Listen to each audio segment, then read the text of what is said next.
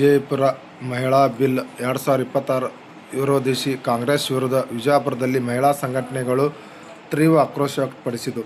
ಜನ ಆಕ್ರೋಶದ ಭಾಗವಾಗಿ ವಿಜಯಪುರ ನಗರದ ಸಿದ್ದೇಶ್ವರ ದೇವಸ್ಥಾನದಿಂದ ಗಾಂಧಿ ಚೌಕದವರೆಗೆ ಬೃಹತ್ ಪ್ರತಿಭಟನೆಯ ರ್ಯಾಲಿಯನ್ನು ಹಮ್ಮಿಕೊಳ್ಳಲಾಯಿತು. ಪ್ರತಿಭಟನೆಯಲ್ಲಿ ಭಾಗವಹಿಸಿದ ಮಹಿಳೆಯರು ಕಾಂಗ್ರೆಸ್ ವಿರುದ್ಧ ಘೋಷಣೆಗಳನ್ನು ಕೂಗಿ ಆಕ್ರೋಶ ವ್ಯಕ್ತಪಡಿಸಿದರು.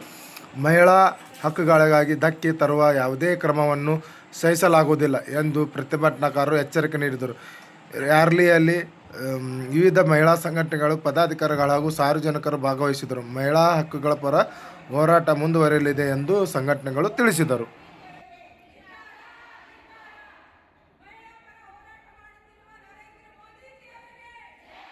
ನಮ್ಮ ಹೆಮ್ಮೆಯ ಪ್ರಧಾನಮಂತ್ರಿಗಳಾದ ನರೇಂದ್ರ ಮೋದಿಜಿ ಅವರಿಗೆ, ನಮ್ಮ ಹೆಮ್ಮೆಯ ಪ್ರಧಾನಮಂತ್ರಿ ನರೇಂದ್ರ ಮೋದಿಜಿ ಅವರಿಗೆ, ಕಾಂಗ್ರೆಸ್ ಪಕ್ಷಕ್ಕೆ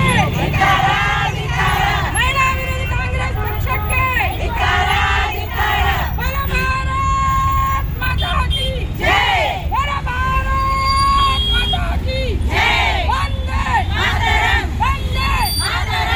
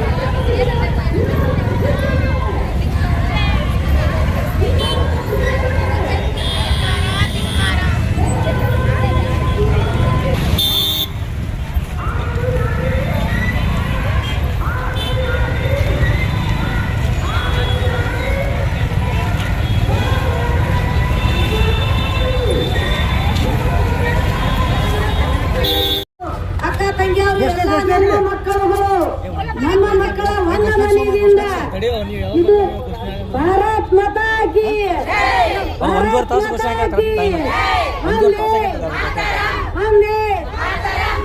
ಅಧಿಕಾರಕ್ಕೆ ಬೇಕಾಗುವುದು ಹೆಣ್ಣು ಮಕ್ಕಳಿಗೆ. ಎಲ್ಲರಿಗೆ ಅಧಿಕಾರ ಕೊಟ್ಟಿದ್ದಾರೆ. ಹೆಣ್ಣು ಮಕ್ಕಳಿಗೆ ಅಧಿಕಾರ ಏಕೂ ಇಲ್ಲ. ನಾವು ಹೆಣ್ಣು ಮಕ್ಕಳು ಮನೆ ಕೆಲಸ ಮಾಡಕ್ಕೆ ಹೆಣ್ಣು ಮಕ್ಕಳು, ಮಕ್ಕಳ ಜಾಕಿ ಮಾಡಕ್ಕೆ ಹೆಣ್ಣು ಮಕ್ಕಳು, ಪೂಜೆ ಪತ್ತಿಗೆ ಹೆಣ್ಣು ಮಕ್ಕಳು, ಸಂಸಾರಕ್ಕೆ ಹೆಣ್ಣು ಮಕ್ಕಳು. ಅಧಿಕಾರಕ್ಕೆ ಯಾಕಿಲ್ಲ? ನಮಗೂ ವಿಧಾನಸೌಧಕ್ಕೆ ಹೋಗಕ್ಕೆ ಅಧಿಕಾರ ಬೇಕಂತೆ ಬೇಕು. ಅಧಿಕಾರ ಅಧಿಕಾರ ಅಧಿಕಾರ ಅಧಿಕಾರ ಅಧಿಕಾರ ಸಿಗುವವರೆಗೆ ಹೋರಾಟ ಮಾಡ್ತೇವೆ ನಾವು. ನಮಗ ಹೆಣ್ಣು ಮಕ್ಕಳಿಗೆ ಅಧಿಕಾರ ಬೇಕೇ ಬೇಕು.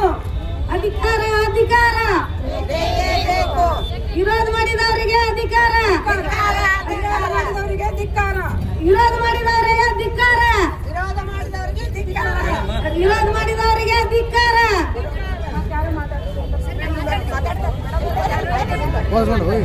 ಬೋಲೋ ಭಾರತ್ ಮಾತಾ ಕಿ ಜೈ. ಇದು ಮಹಿಳೆಯರ ಸಬಲೀಕರಣಕ್ಕಾಗಿ ಆಗೈತಿ. ಯಾಕಂದ್ರೆ ಮಹಿಳೆಯರು ಎಲ್ಲಾ ಕ್ಷೇತ್ರದಲ್ಲಿ ಕೆಲಸ ಮಾಡತ್ತ. ಇದು ಸಿಗೋದ್ರಿಂದ ಮೇನ್ ಆಗಿ ನಮಗ ವಿಧಾನಸಭೆ ನಮ್ಮ ಸಮಸ್ಯೆಗಳನ್ನ ನಾವು ನೇರವಾಗಿ ನಿಂತು ಮಂಡಿಸಿ ಅದ್ರ ಬಗ್ಗೆ ನಿರ್ಧಾರ ತೊಗೊಳಕ್ ನಮಗ ಬಹಳ ಅನುಕೂಲ ಆಗ್ತೈತಿ. ಹೆಣ್ಮಕ್ಳ ಸಬಲೀಕರಣ ಬಹಳ ಮುಖ್ಯ ಅದ. ಸಮಾಜದ ಬೆನ್ನೆಲುಬು ಹೆಣ್ಣು ಮಕ್ಕಳು. ಯಾಕಂದ್ರೆ ನಮ್ದ ದೇಶದ ಅರ್ಧದಷ್ಟು ಜನಸಂಖ್ಯೆ ಹೆಣ್ಮಕ್ಳದ. ಆದ್ರೆ ಶಾಸನ ಸಭೆಗಳಲ್ಲಿ ಅಷ್ಟು ಹೆಣ್ಮಕ್ಳಿಲ್ಲ. ಇದು ಈ ಮಸೂದೆ ಬರೋದ್ರಿಂದ ಹೆಣ್ಮಕ್ಳು ಜಾಸ್ತಿ ಆಗ್ತಾರೆ. ಮತ್ತು ನಮ್ಮ ಹಕ್ಕುಗಳ ಕುರಿತು ನಾವೇ ಮಂಡಿಸಿ ನಾವು ನಿರ್ಧಾರಗಳನ್ನು ತೆಗೆದುಕೊಳ್ಳಬಹುದು.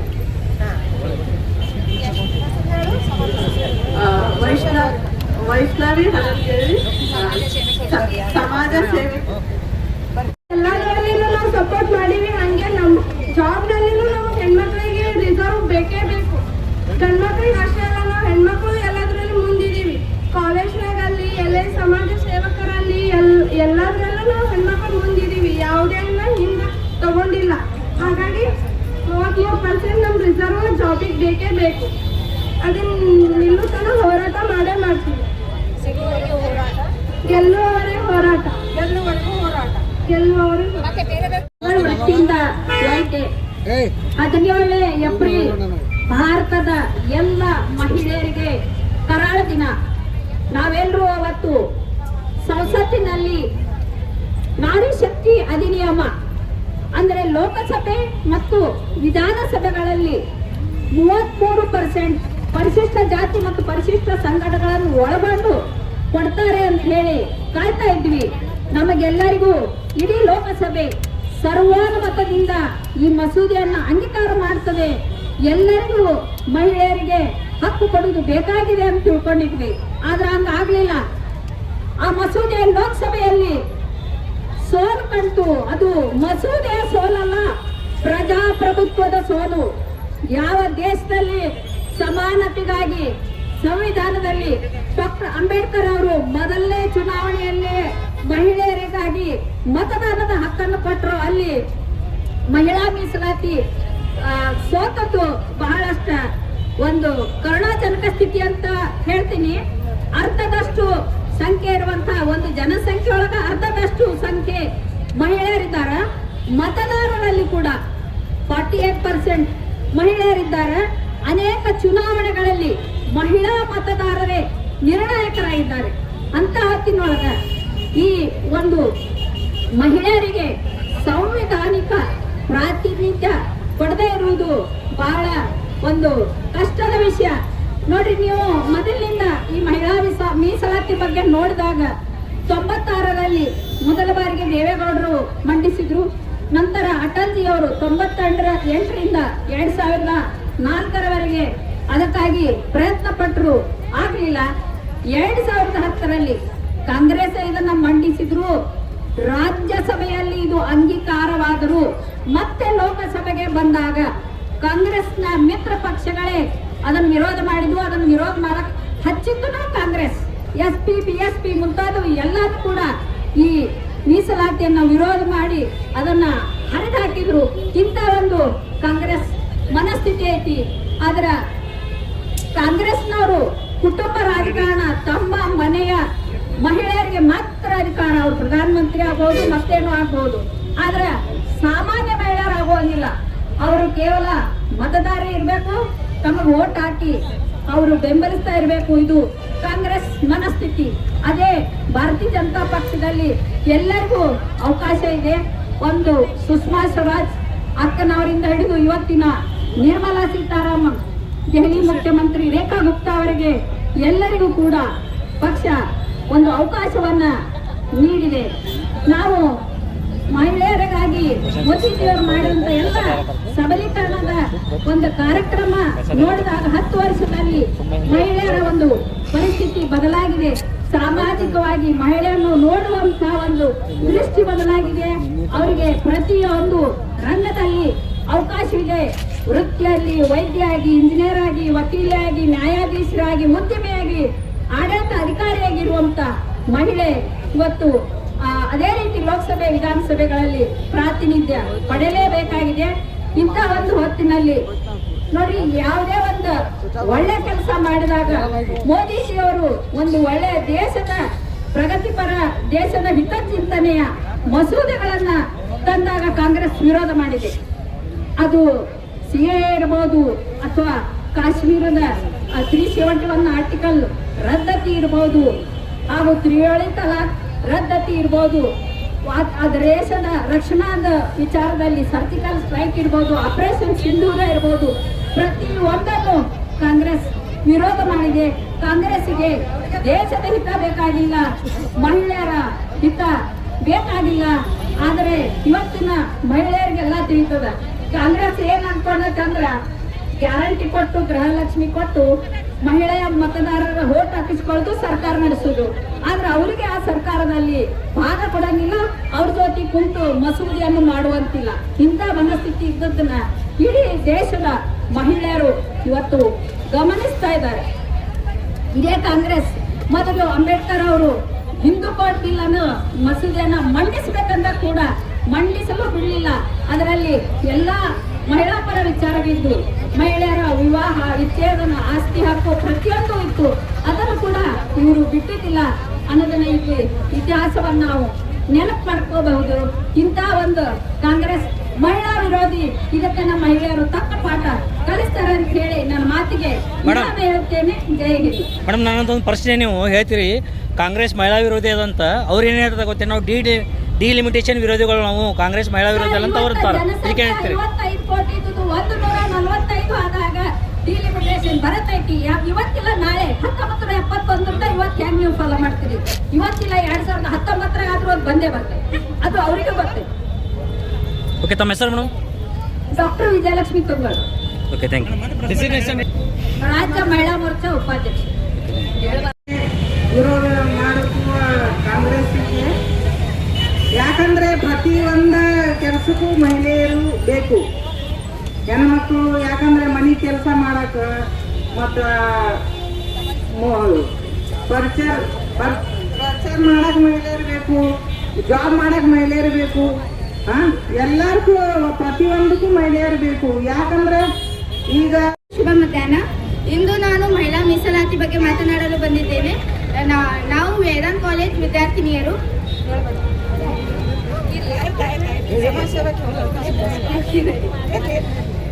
ಮಹಿಳೆಯರು ಸಮಾಜದ ಹೃದಯವಾಗಿದ್ದು ಅಂತ ಮಹಿಳೆಯರಿಗೆ ಅನ್ಯಾಯ ಆಗೋ ಟೈಮಿಗೂ ಯಾರು ಬರಲಿಲ್ಲ. ಇವಾಗೂ ನಾವು ಅದ್ರ ಬಗ್ಗೆ ಮಾತಾಡಲಿಲ್ಲ ಅಂದ್ರೂ ಅದು ಅನ್ಯಾಯ ಆಗುತ್ತದ.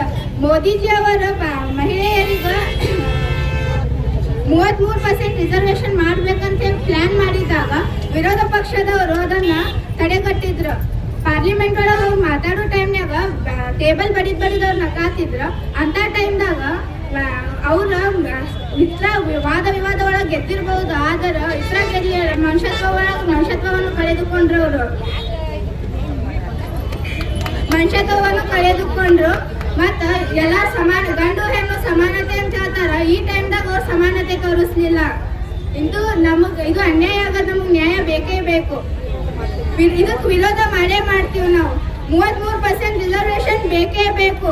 ಅದು ಸಿಗೋವರೆಗೂ ನಾವು ನಮ್ಮ ಹೋರಾಟವನ್ನು ನಿಲ್ಲಿಸೋದಿಲ್ಲ. ನಿನ್ನ ಹೆಸರು? ಸಮಾಜ ಸೇವಕಿ.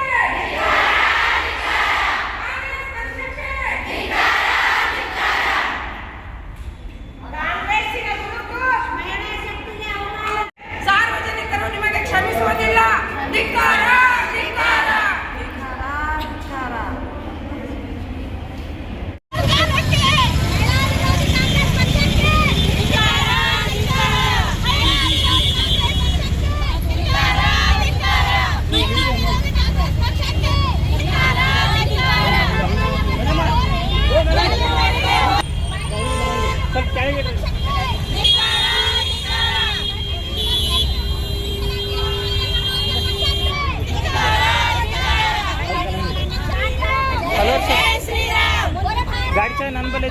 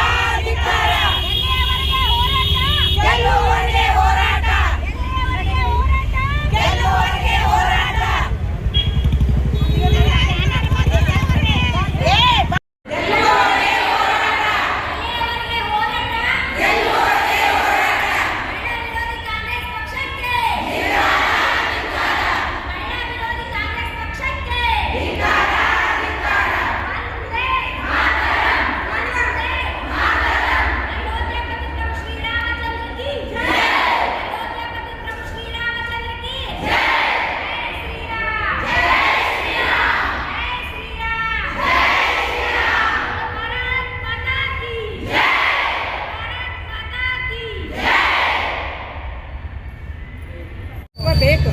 ಬೇರೆಯವ್ರು ಯಾರು ಸಮಾಜ ಸಂಘಟನೆ ಸಪೋರ್ಟ್ ಮಾಡ್ತಿದ್ದೇವೆ. ಮೇಡಮ್ ನಿನ್ನೆ ಪತ್ರಕರ್ತರಿಗೆ ಬಿಜೆಪಿ ಮಹಿಳಾ ಮೋರ್ಚಾದಿಂದ ಪ್ರತಿಭಟನೆ ಅಂತ ಬಂದದ. ನೀವೀಗ ಸುಳ್ಳು ಹೇಳತ್ತೀರಿ.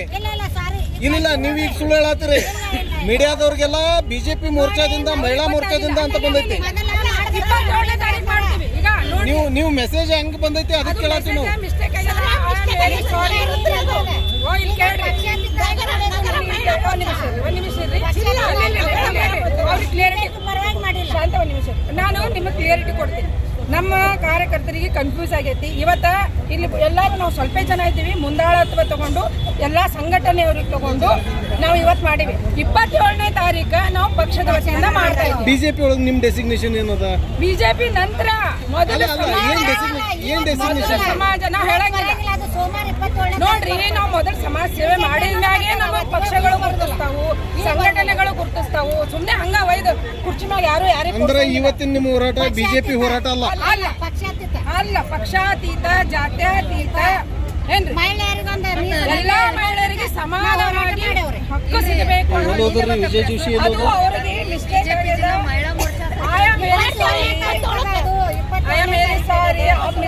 ಮಿಸ್ಟೇಕ್ ಆಗಿದೆ. ಬಿಜೆಪಿ ಹೋರಾಟ ಅದು ಡೇಟ್ ಕನ್ಫ್ಯೂಸ್ ಆಗ್ಯದ ಅವ್ರಿಗೆ. ಮತ್ತೇನಿಲ್ರಿ 27 ವಿದ್ಯಾರ್ಥಿಗಳ ಈಗ ಎರಡೇ ಒಂದೇ ಅವ್ರು ಆಸಕ್ತಿಯಿಂದ ಬಂದಾರ ಮೇಡಮ್. ಆಸಕ್ತಿ ಮಗನ ಏನೇ ಇರಲಿ ಮೊದಲು ಮಹಿಳೆ ರಟ್ಟೆ ಅದೆಲ್ಲ ನಮ್ಮ ವೈಯಕ್ತಿಕ ವಿಚಾರ. ಯಾವ್ಯಾವ ಕಾಲೇಜ್ ಮೇಡಮ್ ಅವ್ರಿಗೂ ಬಂದವ್ರದ್ದು? ಅದೇ ಯಾವ ಕಾಲೇಜ್ ಹೋಗ್ತಾರ್ರಿ? ಶಾಂತಿನಿಕೇತನ್ ಬಸ್ ಬಂದಿತ್ತಲ್ಲ.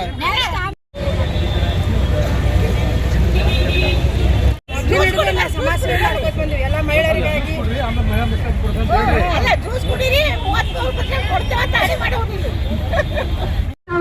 ಎಂ.ಎಲ್.ಎ ಆಗುದಿಲ್ಲ, MP ಆಗುದಿಲ್ಲ.